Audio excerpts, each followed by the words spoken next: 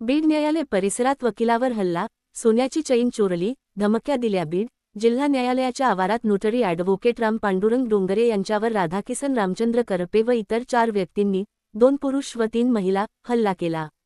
कोर्टाच्या टेबलसमोर गाडी पार्क केल्याबद्दल सूचना दिल्याचा राग धरून या गुंडांनी मारहाण केली, सोन्याची चैन ओरबडली व 10,000ची रोख रक्कम हिसकावली. याशिवाय खोटी अॅट्रॉसिटी केस दाखल करून जेलमध्ये टाकण्याची धमकीही दिली. डोंगरे यांनी सांगितले, आज सकाळी 10:30 वाजता माझ्या टेबलसमोर आरोपी करपे याने गाडी पार्क केली. मी बाजूला लावा म्हणताच त्याने शिवीगाळ केली व अंगावर धावले. त्याचे साथीदार आले व एकाने मला धरले. करपे याने गळ्यातील 2 तोळ्यांची सोन्याची चैन व शर्टखिशातील 10,000 रुपये घेतले. तुला बीडमध्ये फिरू देणार नाही, वकिली करू देणार नाही, अशी धमकी दिली. इतर वकिलांच्या हस्तक्षेपाने आरोपी पळून गेले. डोंगरे हे मागील वर्षापासून बीड जिल्हा न्यायालयात नोटरी म्हणून कार्यरत आहेत. त्यांचा टेबल न्यायालय परिसरातील पश्चिम बाजूला आहे. आरोपी गुंड प्रवृत्तीचे असल्याचा आरोप करून डोंगरे यांनी न्यायालयात तक्रार दाखल केली असून कायदेशीर कारवाईची मागणी केली आहे. पोलिसांना तक्रार देण्यात आली असून अधिक तपास सुरू आहे.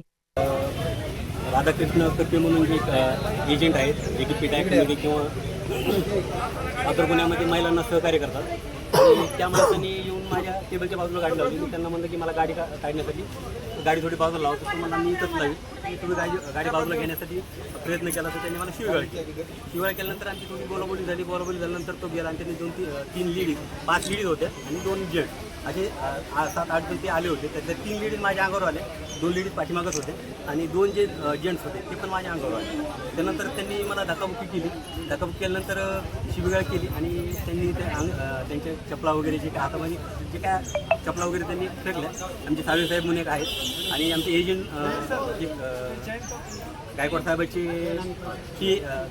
पी कुलकर्णी म्हणून आहेत, त्यांना पण थोडीशी हानमार झाली. त्यामुळे धराधरी करताना चैन वाढलेली, आणि त्यांनी माझ्या गळ्यामध्ये जी चेन आहे ती चेन, आणि सकाळी आमचे पक्षकार आहेत पाशा शेख म्हणून, त्यांनी गंडे साहेबाकडनं वकीलपत्र आमच्याकडे दिलं होतं.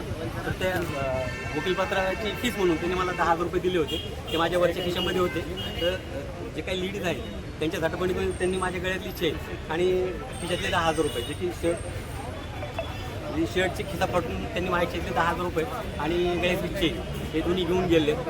त्याबाबत आम्ही पूर्ण बार कंप्लेंट देण्यासाठी आलो होतो. बांगर साहेबांना आम्ही कंप्लेंट दिली. तर त्यांचा उद्देश जो होता की ज्या काही महिला आहेत त्या पीठ ॲक्टमध्ये असल्यामुळं, आणि त्यांनी मला जे करपे आहेत ते गुन्हेगारी प्रवृत्तीचे असून त्यांना पोलीस स्टेशन हमेशा मला त्यांचं नाव राधाकृष्ण करपे म्हणून आहेत.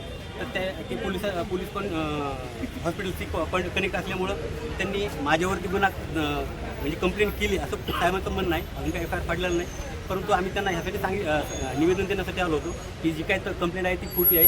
वैयक्तिक त्यांनी जर कंप्लेंट केली की मला शिवगाळ केली, हाणार केली, ती कंप्लेंट घ्यावी असं आमचं म्हणणं आहे. परंतु लेडीज पुढं करणं किंवा बाई समोर करून खोट्या गुन्ह्यामध्ये वकिलांना अडकवणं हे चुकीचं आहे. याबाबत आम्ही पोलीस साहेबांना बोललो. त्यांनी सांगितलं की आम्ही सखोल चौकशी करून त्याबाबत योग्य तो निर्णय आणि FIR दाखल करतो. ओके.